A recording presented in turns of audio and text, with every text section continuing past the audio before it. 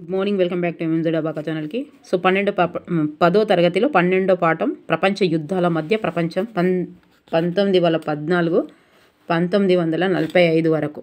Okay, అయితే ఈ lesson మొత్తం అయిపోయింది పాయింట్ టు పాయింట్. చాలా పెద్ద లెసన్ కాబట్టి నేను అవి బిట్స్ చేయలేదు, చాలా లెంతీగా అవుతుంది వీడియో అని. సో ఇప్పుడు బిట్స్ చేస్తున్నాను. తప్పకుండా బిట్స్ చేయాలి, ఎందుకంటే మనము అకాడమిక్ బుక్స్ చదవాలని ప్రతి ఒక్కరు చెప్తారు. టెట్ అకాడమిక్ బుక్స్ చదివినంత మాత్రాన కూడా రావడం అనేది అసాధ్యం. ఎందుకంటే అకాడమిక్ బుక్స్ 15 సంవత్సరాల 14 సంవత్సరాల పిల్లల స్థాయిని బట్టి ఉంటాయి. క్వశ్చన్ మాత్రం మన స్థాయిని బట్టే ఇస్తాడు. కాబట్టి ప్రాక్టీస్ ఎంత అవసరం అంటే 130 మార్కులు రావాలంటే ఇప్పుడు ప్రాక్టీస్ అవసరము. ప్రీవియస్ పేపర్స్ కూడా చాలా అవసరం. అంటే ఏ విధంగా క్వశ్చన్స్ ఇస్తున్నాడు అనేది అవగాహన ఉండాలి. ఫస్ట్ టైం ఎవరైతే రాస్తున్నారో టెట్, గుడ్డిగా మీరు చదువుకుంటా వెళ్ళడం అంటే, అలా వెళ్ళిన తర్వాత మీరు ఆయన ఎలా ఎగ్జామినర్ ఎలా ఇస్తున్నాడు క్వశ్చన్, మనం ఎలా చేయాలి, ఎలా అని అలా తను ఎలా ఇస్తున్నాడో అది అవగాహన చేసుకొని నీ మనసులో చదువుకుంటేనే నువ్వు 130 చేయగలుగుతావు. మీరు ఒక్కసారి చూడండి, అస్సలే ప్రాక్టీస్ లేదు, ఏది లేదు, ఇట్లా చదువుకుంటా వరి క్వశ్చన్ ఇచ్చినప్పుడు ఎట్లా కన్ఫ్యూజ్ అవుతారు. అందుకే ప్రాక్టీస్ చేయడం చాలా చాలా ఇంపార్టెంట్. ఓకేనా? ఇక ఫస్ట్ టైం చూస్తున్నారు తప్పకుండా సబ్స్క్రైబ్ చేయండి, లైక్ చేయండి, షేర్ చేయండి.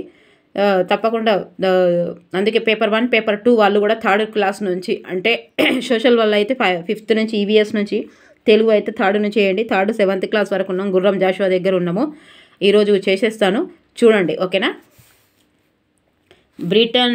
బ్రిటన్లో మహిళలకు ఓటు హక్కు లభించిన సంవత్సరం ఏది? ఇప్పుడు అక్కడ కొంచెం తడబడిన దాదాపుగా 80 క్వశ్చన్ వరకు, 76 77 క్వశ్చన్స్ వరకు ఉన్నాయి. సో అక్కడ కొంచెం కన్ఫ్యూజ్ అయినా, కొంచెం పెద్ద లెంత్ లెసన్ కాబట్టి మనకు హిస్టరీ కాబట్టి ఒక్కసారి చూడండి. చూడండి, బ్రిటన్లో మహిళలకు ఓటు హక్కు లభించిన సంవత్సరం ఏది? బి 1918. ఇక చూసారు, అక్కడ మనం ఎంత చదివచ్చినాము, మళ్ళీ ఇక్కడ పెట్టడం అంటే, ఇక్కడ గుర్తుపట్టడం అంటే చాలా కష్టమవుతుంది. ఎప్పుడు బిట్స్ చేస్తే ఇదే ఇంకోసారి చేసిరు అనుకోండి, ఇంకెక్కడైనా ఎన్నర్ అనుకోండి, ఖచ్చితంగా గుర్తుపట్టే అవకాశం ఉంటుంది. మొదటి ప్రపంచ యుద్ధానంతరం జరిగిన సంధి ఏది? వర్సాయిల్ సంధి. ఏ సంవత్సరంలో రష్యా విప్లవం జరిగింది? 1917. ఏ సంవత్సరంలో నానాజాతి సమితిని రద్దు చేశారు? సి 1946. ఏ సంవత్సరంలో ప్రపంచవ్యాప్తంగా గొప్ప ఆర్థిక మాంద్యం ఏర్పడినది? 1929 నుంచి 39 వరకు. 29 నుంచి 39 వరకు. కామిన్టర్న్ అన్న అంతర్జాతీయ సంస్థలో ముఖ్య పాత్ర పోషించినవాడు? సి ఎంఎన్ రాయ్. జపాన్ పార్లమెంటును ఏమంటారు? డైట్. జపాన్ పార్లమెంటును ఏమంటారు? డైట్ అంటారు, డైట్. ఆర్థిక పునర్నిర్మాణ బాధ్యతను హిట్లర్ ఈ ఆర్థికవేత్తకు అప్పగించాడు. ఎవరికి? ఏ హజాల్మర్ షాక్ట్ కాకుట అవుతుంది, షాక్ట్. హజాల్మర్ షాక్ట్. ఏ సంవత్సరంలో యుఎస్ఎస్ఆర్ పంచవర్ష ప్రణాళికబద్ధ ఆర్థిక అభివృద్ధిని చేపట్టింది? సి 1928. మన క్యాలెండర్ ప్రకారం రష్యాలో ఫిబ్రవరి విప్లవం, మార్చి 12న అక్టోబర్ విప్లవం ఈ తేదీన జరిగాయి. అప్పుడు సి నవంబర్ 7. 1917 రష్యా విప్లవం కాలం నాటి రష్యా చక్రవర్తి చెప్పండి. B czar Nicholas II. ఇది ఇచ్చినప్పుడు 1 కూడా ఇస్తాడు. 2 రష్యా విప్లవం, 2 Nicholas. Okay, 2. Echoes of a negative land 2 centuries of a Russian village అనే గ్రంథాన్ని రాసిన వారు ఎవరు? C Sergius man. Negative smash ఏదైనా గుర్తుపెట్టుకుని ఇక్కడ నెటివ్ ల్యాండ్ మ్యాన్ ఏదో ఒకటి గుర్తుపెట్టుకోండి. మిఖాయిలోనిచ్ అనగా?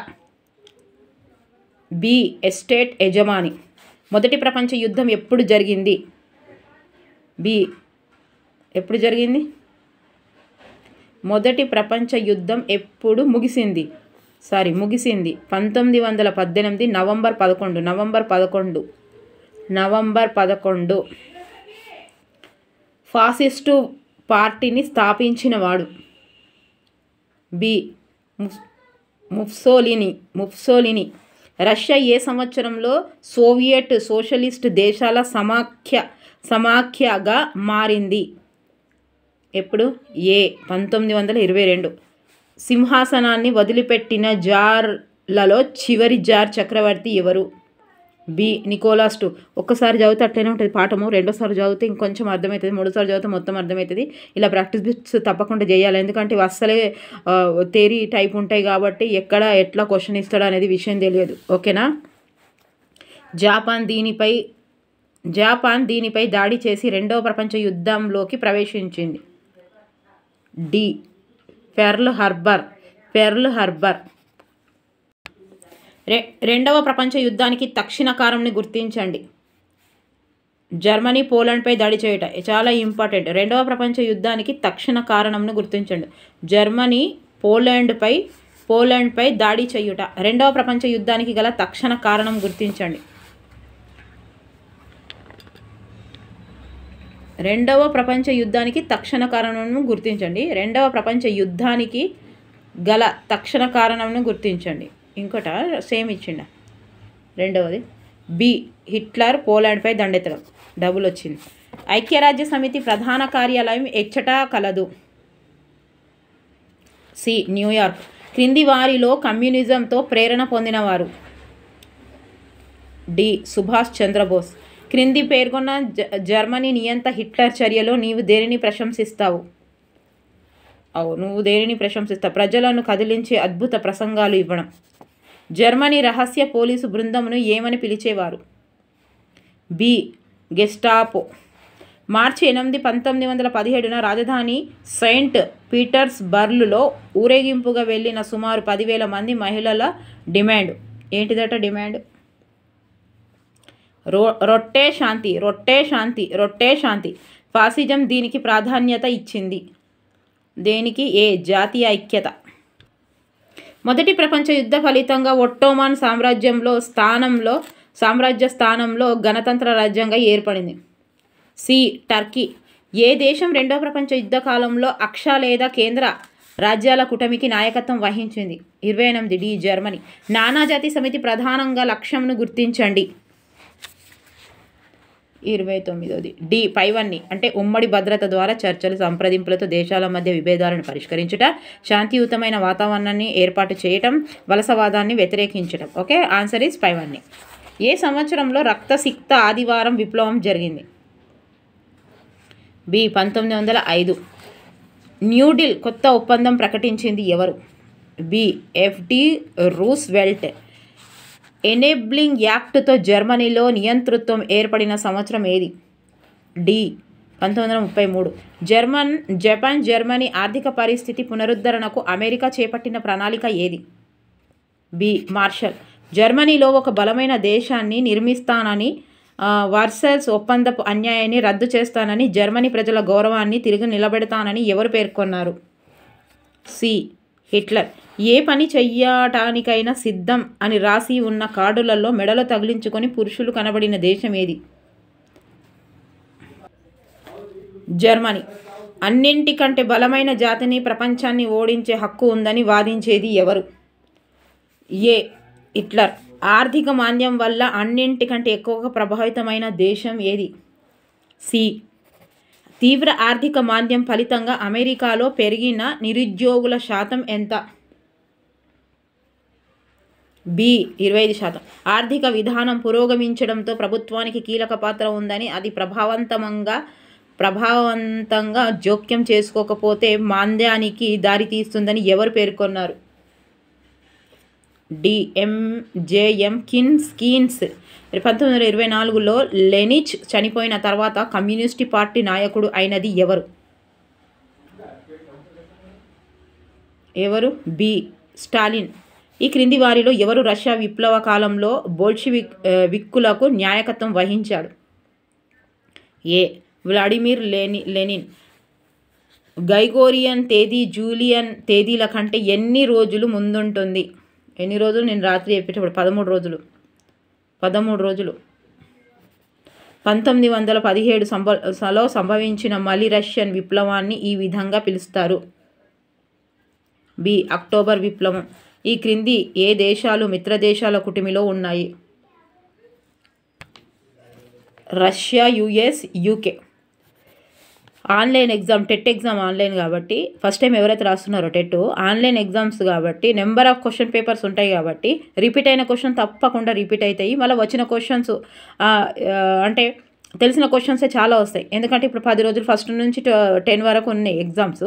మరి అప్పటి నుంచి ఆ 10 పేపర్లు అంటే ఇప్పుడు ఎన్ని రోజులు సోషల్ ఉందో ఎన్ని రోజులు తెలుగు ఉందో అవన్నీ రిపీట్ అయితేనే ఉంటాయి. సో అందుకే తప్పకుండా ఖచ్చితంగా ఈజీ వస్తుందనే అవకాశం అనేది కాకుండా అంత కాన్సెప్ట్ తోటి ఉండాలి. అండ్ నెక్స్ట్ డిఎస్సి రాసేవాళ్ళు డిఎస్సి కోసం అని చదవండి. డిఎస్సి కోసం అని చదివితే టెట్ మంచిగా రాయగలుగుతారు. ఓకేనా? టెట్ అనేది ఇక 10th వరకే కాబట్టి డిఎస్సి అనేది ఇంటర్ వరకు కాబట్టి టెట్ ఎగ్జామ్ పాస్ అయి ఉన్న వాళ్ళు తప్పకుండా డిఎస్సికనే చదవండి. ఫస్ట్ టైం ఎవరైతే రాస్తున్నారో టెట్ వాళ్ళు మాత్రం తప్పకుండా ఫోకస్ ఇస్తూ 130 వచ్చి టార్గెట్ పెట్టుకోవాలన్నట్టు రాయాలి. లేకపోతే అస్సలు మొత్తం ఉట్టిగా పోయి రాసి వస్తేవో 70 మార్కులు వస్తాయండి. టెట్ మనకున్న నాలెడ్జ్, మనకున్న బేసిక్, మనకున్న ఫౌండేషన్తో 70 మార్కులు వచ్చే అవకాశం ఉంది. ఇంకా చదివితే మాత్రం 85, 90 ఇట్లా వస్తాయి. లక్కుతోటి ఎక్కడైనా 75 మార్కులు వచ్చినా అది ఇక వేటేజ్కి అంటే ఇప్పుడు దాటుకోలేమన్నట్టు. ఓకేనా? దయచేసి డిఎస్సికి చదివినట్టు చదవండి. అర్హత పరీక్షనే అని ఇక్కడ ఒక అడ్వాంటేజ్ ఏంటంటే 100 మంది రాస్తే 100 మంది పాస్ అయ్యే అవకాశం ఉన్న ఎగ్జామ్. ఎందుకంటే అర్హత ఎగ్జామ్. మనం మనసులో ఎట్లా అనుకోవాలి? ఓన్లీ అర్హత ఎగ్జామ్ అనుకోవాలని జాబ్ని డిసైడ్ చేసేది. ఎందుకంటే 20 వేటేజ్ ఉంది కాబట్టి. ఓకేనా? తప్పకుండా నేను చెప్తున్నాను కదా, అదే 3వ తరగతి కూడా ఇప్పుడు డైట్ వాళ్ళకు 3వ తరగతి నుంచి ఇస్తున్నాడండి. మనకు కూడా ఇచ్చిండు. మనకి ఇప్పుడు పీజీ వాళ్ళ స్టూడెంట్స్కు 3వ తరగతి సిలబస్ ఉన్నట్టే ఇస్తాడా? అదే క్వశ్చన్ మన స్థాయిని బట్టి ఇస్తాడు. అందుకే క్వశ్చన్ ఏ విధంగా వస్తుందని తెలియకపోతే, అవగాహన లేకపోతే ఎగ్జామ్ రాయలేము. ఓకేనా? తప్పకుండా ప్రాక్టీస్ బిట్స్ చెయ్యాలి, కొనుక్కొచ్చుకోవాలి బుక్స్. గుడ్డిగా బుక్స్ చదువుకుంటూ పోతుంటే అసలే కాదు, బుక్స్ చదువుకుంటూ ప్రాక్టీస్ చేయాలి. ఈ హత్యా కేంద్రాలలో ప్రజలను గదుల్లోకి పంపి దాంట్లోకి గ్యాస్ పంపించడం ద్వారా చంపేసేవాళ్ళు. అష్విట్జ్ ఎట్లా ఉన్నారో చూడండి. ఈ లోకంలో మహిళ ఇచ్చే ప్రతి సంతానంకు ఈ విధంగా హిట్లర్ చెప్పాడు. బి యుద్ధమే. హిట్లర్ యుద్ధ తాకిడికి ప్రధానంగా గురైన దేశాలు ఏవి? Russia, America. ఏ రోజున సెయింట్ పీటర్స్ నగరంలో మహిళల నిరసన జరిగింది? బి 1917 మార్చి 8. అమెరికాలో ఎంత అవసరమైన సామాజిక భద్రత విధానాన్ని అమలు చేసింది ఎవరు? C Roosevelt. ఏ సంవత్సరంలో హిట్లర్ జర్మనీని ఛాన్సలర్ అయ్యాడు? ఏ 1933. వర్సల్స్ సంధి ప్రకారం ఆర్థిక పరంగా, భూభాగం పరంగా పెద్ద జరిమానాలు విధించబడిన రాజ్యం ఏది? సి.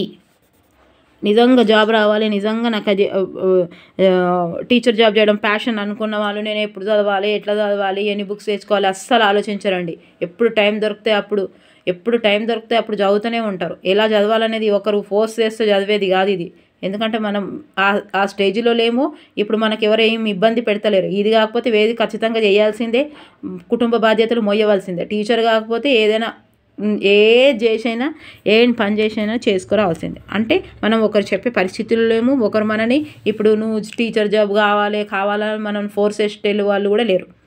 ఎందుకంటే తప్పకుండా ఇప్పుడు మనం ఆడవాళ్ళు అయితే ఏదో నామమాత్రం రాస్తున్నా అన్నట్టు కాదు. మగవాళ్ళు అయితే ఖచ్చితంగా బాధ్యతలు తీర్చవలసిన అవసరం మీకు ఉంది కాబట్టి ఇది కాకపోతే ఏదైనా చేయవలసిందే. ఉద్యోగం పురుష లక్షణం కాబట్టి తప్పకుండా చేయవలసిందే. అందుకే టైంపాస్ చదవద్దు. చదివేటోళ్ళు ఖచ్చితంగా చదవండి. ఏ దేశం 1914 జూలై 28న సెర్బియాపై దాడి చేసింది? B Austria. ఇంకొకటి, గవర్నమెంట్ మారొచ్చు లేదా రేపు ప్రైవేట్ స్కూల్లో వితౌట్ టెట్ లేనోళ్ళు, టెట్ క్వాలిఫై కాని వాళ్ళు కూడా మనము ఆల్రెడీ అది లీగల్గా ఇష్యూవే అది టెట్ లేని వాళ్ళకు. కాకపోతే ఇక్కడ సబ్జెక్ట్ ఉన్న వాళ్ళకు కూడా మా తీసుకుంటారు. చెప్పేటోళ్ళు అనుభవం ఉన్న వాళ్ళకు మన స్కూళ్ళలో తీసుకుంటారు. రేపు పరిస్థితులు మారి ఖచ్చితంగా టెట్ ఉంటేనే ప్రైవేట్ స్కూళ్ళలో తీసుకుంటాం అనే ఏదైనా ఇష్యూ వచ్చిందనుకోండి, అప్పుడు ఏం చేస్తాం? అందుకే టెట్ పాసే ఉండాలి. గవర్నమెంట్ ఎలా మారుతుందో తెలియదు. కొన్ని రూల్స్ అలా ఉంటాయి. టెట్ పాస్ అయి ఉండాల్సింది. సీటెట్ కూడా సంవత్సరానికి 2 సార్లు వస్తుంది, అది కూడా రాయాల్సిందే, తప్పకుండా రాయాలి. ఇప్పుడు చదివేళ్ళు చదువుతున్నారు కాబట్టి సీటెట్ సంవత్సరానికి 2 సార్లు వస్తుంది. అది ఎక్కడైనా ఇంకా సెంటర్లో వచ్చిన ఎక్కడ ఎగ్జామ్స్కైనా రాయొచ్చు కదా, అక్కడ ఇంకా కాంపిటీషన్ కొంచెం దీనికంటే కొంచెం తక్కువనే ఉంటుంది అక్కడ. ఇప్పుడు ఆంధ్రప్రదేశ్లో కూడా డిఎస్సి టెట్ ఉంది, టెట్ ఉంది. ఇప్పుడు మనం సీటెట్ డిఎస్సి ఉంది. ఇప్పుడు సీటెట్ పాస్ అయితే ఆంధ్రప్రదేశ్లో డిఎస్సి రాసుకోవచ్చు కదా, మన టెట్ తోటి రాసుకోరాదు కదా. మరి ఇప్పుడు సీటెట్ సంవత్సరానికి 2 సార్లు పడుతుంది, అది కూడా ఖచ్చితంగా అప్లై చేయండి, రాయండి. మొదటి ప్రపంచ యుద్ధంలో ఒక కూటమికి బ్రిటన్ నాయకత్వం వహిస్తుండగా ఆ రెండవ కూటమికి ఏ దేశం నాయకత్వం వహించింది? సి 53వది సి జర్మనీ. రష్యా వంటి దేశాలలో సోషలిస్టు విప్లవాలు సంభవించగా జర్మనీ వంటి దేశాలు రాచరికం నుండి బయటపడి డాష్గా ఏర్పడ్డాయి. 54వది డి. మీరు సబ్జెక్టు నేర్చుకుంటే ఎక్కడ తప్పుపోదండి, ఎక్కడ కాదు. అమ్మాయిలు అంటే ఏదో ప్రైవేట్ స్కూళ్ళలో వేసుకొని చేసేసుకుంటారని అనుకుంటారేమో, కానీ ఎవరికైనా సబ్జెక్ట్ ఉన్నదంటే ఫోన్ మన చేతులు ఉంది, ప్యాషన్ అనేది టీచరే అయితే ఎలాగైనా చేసుకోవచ్చు. కాకపోతే కంటెంట్ ఉండాలి మన దగ్గర. కంటెంట్ ఉండాలంటే ఇప్పుడు ఖచ్చితంగా ఎగ్జామ్స్ అంటేనే కంటెంట్ బాగా చదువుతాం మనం, అంతే కదా.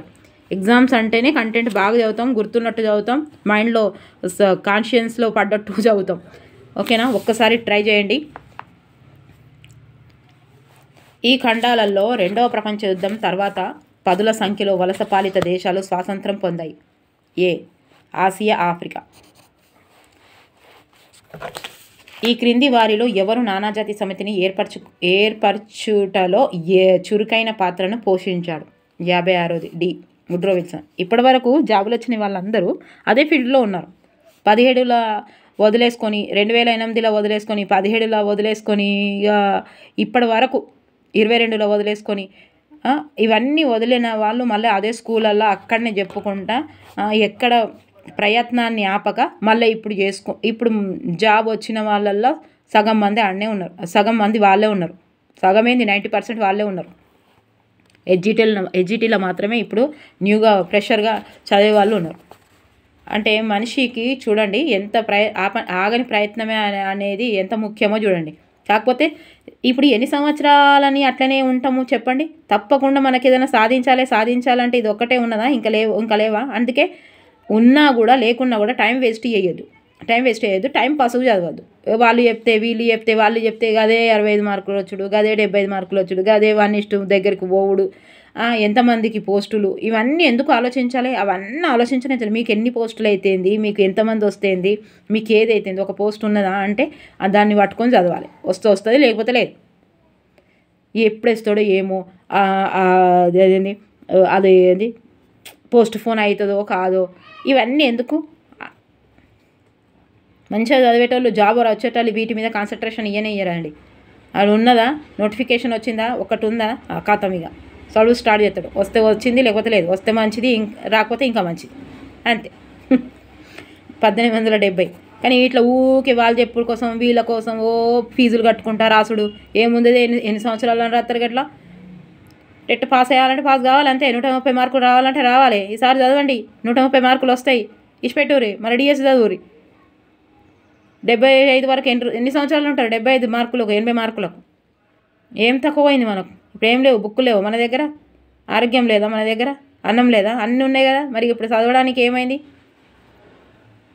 ఎవరిని హట్ చేయాలని కాదండి, ఈసారి ఖచ్చితంగా రావాలనేది ఈ కాన్సెప్ట్. 130 మార్కులు రావాలనేది కాన్సెప్ట్. చదవాలి మీరు, తప్పకుండా రావాలి. ఎన్ని సంవత్సరాలు నేను ఇట్లా చదువుతా, ఎన్ని సంవత్సరాలు నేను ఇట్లా చేస్తా, ఈసారి నాకు రావాల్సిందే అని ఇట్లా గట్టిగా అనుకోండి, అయిపోతుంది. ఫిదా సాయి పల్లవిలా గట్టిగా అనుకుంటే అయిపోతుంది. డి న్యాయస్థానం. ఇది చదివినా లేదా? న్యూరెంబర్గ్ అనేది ఒక డాష్ న్యాయస్థానం ఏ సంవత్సరంలో జపాన్ రెండవ ప్రపంచ యుద్ధంలోకి ప్రవేశించింది? బి 1941. ఆరోగ్యం, కార్మిక సంక్షేమం వంటి సంక్షేమ కార్యక్రమాల కోసం వీటిని నానాజాతి సమితి ఏర్పాటు చేసింది. డి అంతర్జాతీయ సంస్థలను. ఈ క్రింది వాటిలో ఏ దేశం సెర్బియాకి మద్దతుగా నిలిచింది? 61. ఈ క్రింది వాటిలో ఏ దేశం సెర్బియాకి మద్దతుగా నిలిచింది? డి. రష్యా. వర్సాయిల్స్ ఒప్పందం ఫలితంగా ఏర్పడిన మొదటి అంతర్జాతీయ సంఘమును గుర్తించండి. బి. నానాజాతి సమితి. నానాజాతి సమితిలో ఎన్ని సభ్య దేశాలు కలవు? ఎన్ని గలవు? 63. డి. 58. పెట్టుబడిదారీ విధానాన్ని బలపరుస్తూ సోషలిజాన్ని కమ్యూనిజాన్ని వ్యతిరేకించింది. 64. బి. ఫాసిజం. అమెరికా జపాన్లోని హిరోషిమా నాగసాకిలపై అణుబాంబులు వేసిన సంవత్సరం ఏది? 65. ఏ. 1945. అంటే సంవత్సరానికి మనం స్వాతంత్రానికి 2 సంవత్సరాల ముందు గుర్తుపెట్టుకోవాలి. ఓకేనా? డాష్ నాటికి భారతదేశం, China, Indonesia, Vietnam, Egypt, Nigeria వంటి దేశాలు స్వాతంత్రం పొందాయి? 66. ఏ. 1950. మొదటి ప్రపంచ యుద్ధ కాలంలో బ్రిటన్తో జతకట్టిన దేశాలను గుర్తించండి. 67. డి.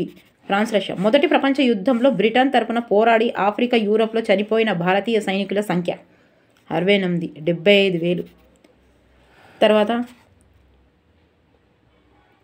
1870లో ఫ్రాన్స్ని ఓడించిన తర్వాత దానిని ఒంటరిని చేయాలని సూచించింది ఎవరు? బి. బిస్మార్క్. 1979లో ఆస్ట్రియాతో, 1882లో ఇటలీలో రహస్య ఒప్పందాలు చేసుకున్నది ఎవరు?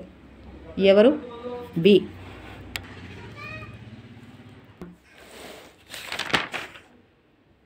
ఇక్కడ రికార్డ్ అయిందా అండి? రికార్డ్ కాలేదా? ఇక రికార్డ్ కాకపోతే మళ్ళీ వినండి. నాకు ఈ బటన్ ఇక్కడ వచ్చినప్పుడు ఏమో కనిపించేది, ఒక్కొక్కసారి ఇక ఇట్లా అవుతుంది. రికార్డు కాకపోతే మళ్ళీ వినండి. బోర్ వచ్చినా ఏం కాదు, రికార్డ్ కాకపోతే కరెక్ట్ అవుతుంది. ఏంటి ఇంకోసారి విన్నట్టు. ఏ సంవత్సరంలో రష్యా, ఫ్రాన్స్, బ్రిటన్లు 3 మిత్ర దేశాల కూటమిగా ఏర్పడ్డాయి? డి.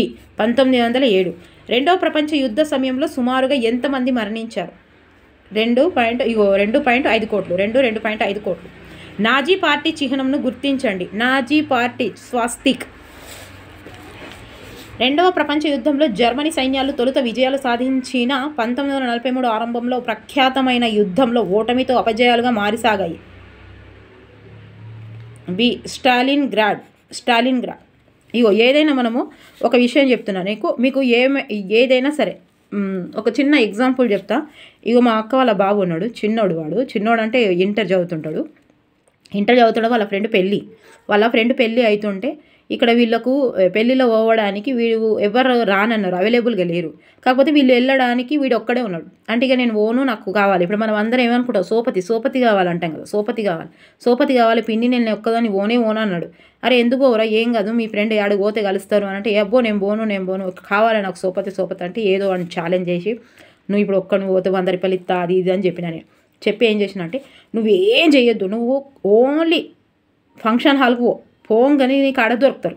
నీకు ఆడ దొరకకపోతే నా పైసలు నేను మళ్ళీ ఇంకో 100 రూపాయలు ఇస్తాను నీకు అని చెప్పిన. నేను ఇప్పుడు ఇచ్చిన 100 రూపాయలు నీ ఫ్రెండ్ నీకు ఎవ్వరు దొరకకపోతే మళ్ళీ ఇంకో 100 రూపాయలు ఇస్తాపో, ఖచ్చితంగా దొరుకుతారు నీకు అని చెప్పిన. అయితే కరెక్ట్గా వాడు ఏం చేసిండంటే, పోను అన్నాడు. ఏం కాదు, నువ్వు మంచిగా రెడీ అయిపో, నీకెందుకు, నీకు పెళ్ళిళ్ళ ఖచ్చితంగా నీకు ఫ్రెండ్స్ దొరుకుతారు అక్కడ. ఇక్కడ నుంచి ఉండకపోతే ఏమైతే వాళ్ళు లేకపోతే నువ్వు పోవా అని ఏదో మోటివేట్ చేసి అంతవా అని పంపిస్తే వాడు పోయి ఫంక్షన్ హాల్ దగ్గరికి ఇట్లా పోయి ఏం చేసిండో ఏం చేయలేదో తెలియదు. కానీ ఇక వచ్చేటప్పుడమ్మా ఇక కాలర్ ఎగరేసుకుంటా, హెయిర్ మంచిగా చేసుకుంటా ఇక వచ్చిండు. ఇక వచ్చి నిజంగా అబ్బా మస్తు పెట్టిరు స్టార్టర్లు, ఐస్ క్రీమ్లు, పానీపూరీలు ఉండే. ఇవన్నీ మిస్ అయ్యింది స్కూల్ ఆడికి పోకపోతే అన్నాడు. ఏమైందిరా మరి ఏడా దొరికిర్రా అంటే, వాడే ఇక నేను మంచిగా ఇక్కడికి వెళ్ళి తయారై పోగానే నేను ఫస్ట్ ఆడ దిగంగానే ఏం చేసినట్టే, ఫంక్షన్ హాల్ పోకముందే నేను నాకు ఆడ ఫ్రెండ్ని చూడంగానే వాడిని పేరు పెట్టి వెళ్తే కూడా బయటకు వచ్చిండు. ఇక మళ్ళీ ఇద్దరం కలిసి లోపలికి పోయినామన్నాడు. అది ఏంటిది అంటే, నేనేం చెప్పిన వాడికంటే, నువ్వు ఏం చేస్తున్నావు అంటే, ఇప్పుడు నువ్వు మనసులో ఇంట్లోకి వెళ్ళి ఏం చెప్పుకుంటా పోయినావు, నాకు ఫ్రెండ్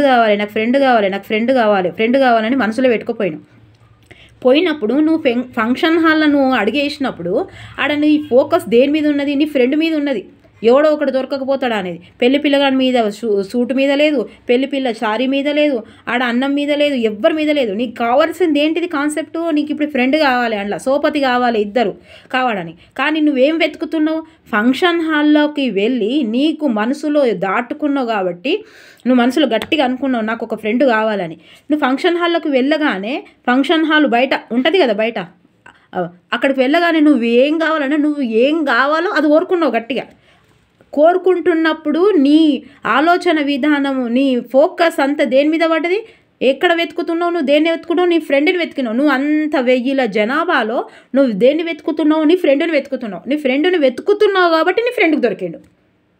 ఇప్పుడు నీకు ఫ్రెండ్ అవసరం లేదనుకో, నువ్వెందుకు వెతుకుతావు? నువ్వు వెతుకుతున్నావని నీ ఫ్రెండ్ అక్కడ ఉన్నాడా? నీ ఫ్రెండ్ అక్కడ ఉన్నావని నువ్వు వెతుకుతున్నావా?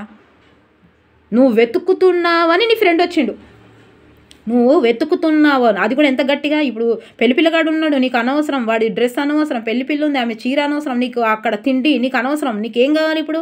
నీకు ఉన్నది ఏంటిది ఇప్పుడు? నాకు ఎట్లయినా వాడు కావాలి, ఏదన్నా ఫ్రెండ్ కావాలి, ఎవడన్నా అక్కడ దొరుకుతాడు అని అక్కడ నిలబడి నువ్వు 1000 మందిలో నీ అర్జున్లాగా, అర్జున్కి ఏం కనిపిస్తుంది అంటే ఓన్లీ కన్నే కనిపిస్తుంది అన్నాడు కదా. అట్లా నువ్వు చేసింది ఏంటి? నీ ఫోకస్ ఒకదాని మీదనే పెట్టినావు. పెట్టి ఆడ చూసినావు మొత్తం 1000 మందిలో నీకు నీ ఫ్రెండ్ కనిపించిండు. చూసారా?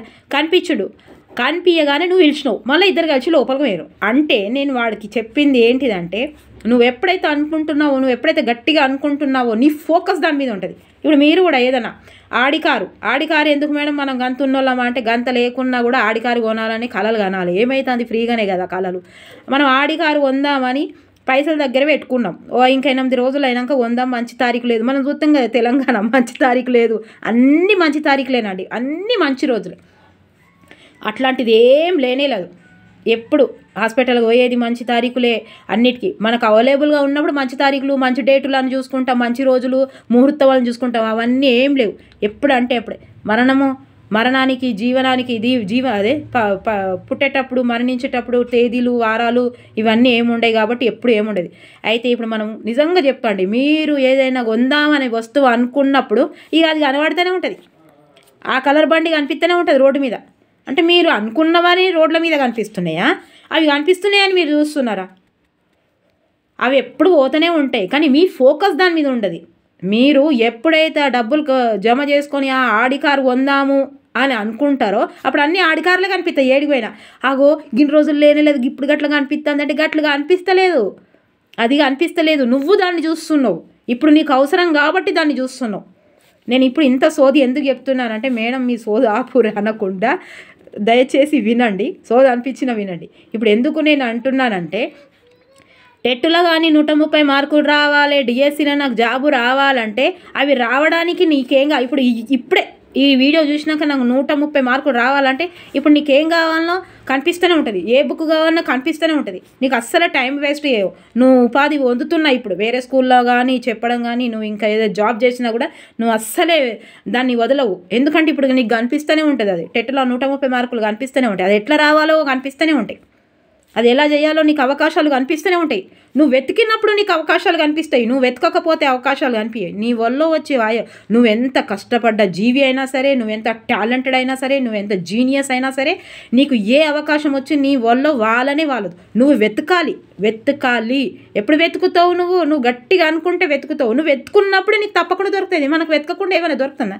ఈ షర్ట్ కావాలి అనంటే ఎక్కడొక్కడో దొరుకుతుంది. ఈ కలర్ షర్ట్ కావాలంటే దొరుకుతుంది మనకు. ఆ బండి కావాలంటే, ఏదైనా బైక్ కొందాము అని అంటే కథం, రాయల్ ఫీల్డ్ కొందాము అనగానే రోడ్ల మీద రాయల్ ఫీల్డ్ కనిపిస్తూనే ఉంటుంది. ఈ కలర్ మంచిలేదు, గా కలర్ మంచిలేదు అంటే మీరు అయ్యో ఇక ఈ హీరోలు కొంటుర్రనే ఆడ కనిపిస్తున్నాయా? అంతకుముందు నువ్వు దాన్ని చూడలేదు. ఎందుకు చూడలేదు? దాన్ని నువ్వు కొంటాననే ఆలోచన నీకు లేదు కాబట్టి నువ్వు చూడవు కాబట్టి నీకు అది వెతకది, నీకు అది దొరకది, నీకు అది కనిపించదు. నువ్వు ఎప్పుడైతే ఆలోచించావో నాకు అది కావాలి అని, అప్పుడు నువ్వు వెతకడం మొదలు పెడతావు. నువ్వు ఎప్పుడైతే వెతకడం మొదలు పెడతావో నీకు అది కనిపించడం, నీ దగ్గరికి రావడం మొదలవుతుంది. చూసారా ఎంత లాజిక్ ఉందో?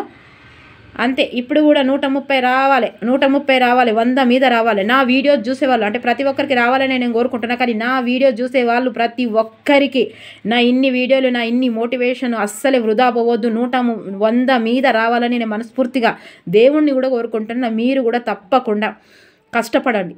రోజు రాత్రి పొద్దుగాల లేచి నేను వీడియోలు చేస్తున్నా అంటే మీకోసం చేసుకుంటున్నా మేడం అంటే నా కోసం చేసుకుంటున్నా, నా తృప్తి కోసం చేసుకుంటున్నా. కానీ అది ఉపయోగపడితే, వేరే వాళ్ళకు ఉపయోగపడితే దానికి ఇంకా తృప్తి, ఇంకా సంతృప్తి ఉంటుంది కదా. అయ్యో నేను ఇంత కష్టపడ్డకు 100 మార్కులు వచ్చాయనేది ఒక లైక్ను కోరుకుంటున్నాను నేను అంతే. మీతోటి తప్పకుండా నేను చెప్పిన విషయం ఆవగింజంత కరెక్ట్ అనిపించిన ప్లీజ్ లైక్ మాత్రం చేయడం మర్చిపోవద్దు. ఇలా కొంచెం తక్కువ ఉంది టైము, ఎందుకంటే ఓన్లీ బిట్స్ చేస్తున్నాను కాబట్టి. ఇంకా 25 నిమిషాలే అయింది కాబట్టి ఇక నా స్టోరీ చెప్పిన మీకు. ఓకేనా? పిల్లల్ని మోటివేట్ చేస్తూనే ఉంటా అట్లా. చూడండి అది ఎంత కరెక్టో, మీకు కూడా కరెక్ట్ అనిపిస్తే మీరు తప్పకుండా రాయండి. మీకు నిజంగా మీరు ఏదైనా వస్తువు కొంటా అంటే అదే బైకే కార్లు కాదు, ఏ వస్తువు అయినా సరే ఎక్కడైనా సరే ఏదైనా పెళ్లి పిల్ల అనగానే కథ ఇక పెళ్లి పిల్లలు చూస్తుర్రు సంబంధం అలా అనగానే ఇక వాళ్ళే కనిపిస్తారు. చిన్న ఎగ్జాంపులా కాదా?